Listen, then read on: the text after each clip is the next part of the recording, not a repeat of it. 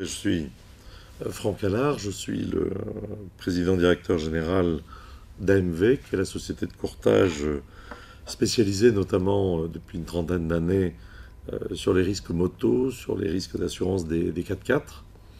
Et puis AMV rentre dans la globalité du groupe Fillet Allard, qui est un groupe familial d'origine bordelaise, qui fait du courtage d'assurance et qui compte aujourd'hui environ 800 salariés.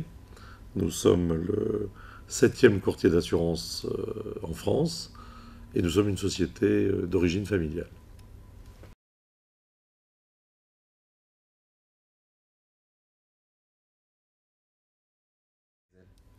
Écoutez, parce que moi j'ai toujours mené mes affaires avec passion et en fait j'ai rencontré deux passionnés qui finalement avaient un peu la même passion que moi, c'est-à-dire les grands espaces, le désert, le 4x4, désert que j'ai parcouru en moto pendant des années, et puis en 4x4 à travers des courses.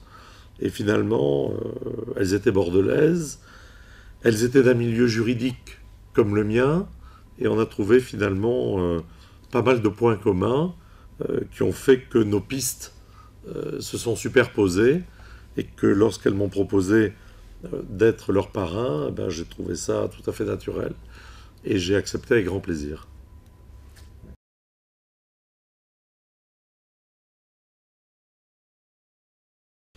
Écoutez, je pense que pour ce type d'aventure, et les qualités, elles les ont, il faut de la rigueur. Ce sont des jeunes femmes rigoureuses. Elles m'ont montré leur organisation. Ça m'a paru parfaitement bien monté. D'ailleurs, bon nombre de sponsors se sont mis autour d'elles. Et puis après ça, il faut développer d'autres qualités qui, j'espère, elles les auront, qui sont le sens de l'observation et puis la prudence, hein. Et là, on rejoint un peu aussi l'assurance.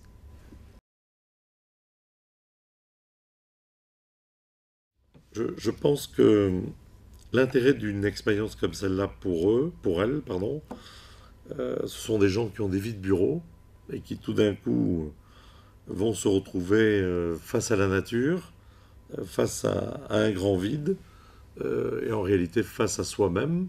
Et je pense qu'elles vont mener une très belle expérience personnelle, et au retour, elle devrait être très certainement enrichissante. Au niveau du conseil, je crois que le conseil, c'est d'abord du bon sens, c'est-à-dire de bien se préparer.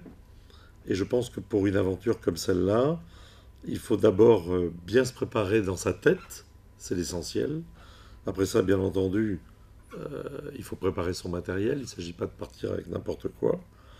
Et puis après, il faut rester modeste, ne pas essayer de vouloir faire de la surperformance, surtout quand c'est la première fois qu'on le fait. Et puis, il faut rester pragmatique.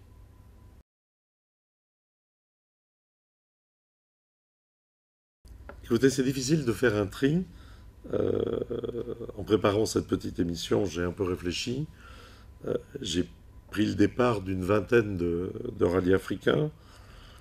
J'ai pris le départ d'environ 250 courses de voitures. Donc là-dedans, c'est un peu le fouillis. Mais ce que j'aimais dans les rallyes, notamment en Afrique, il y avait deux choses.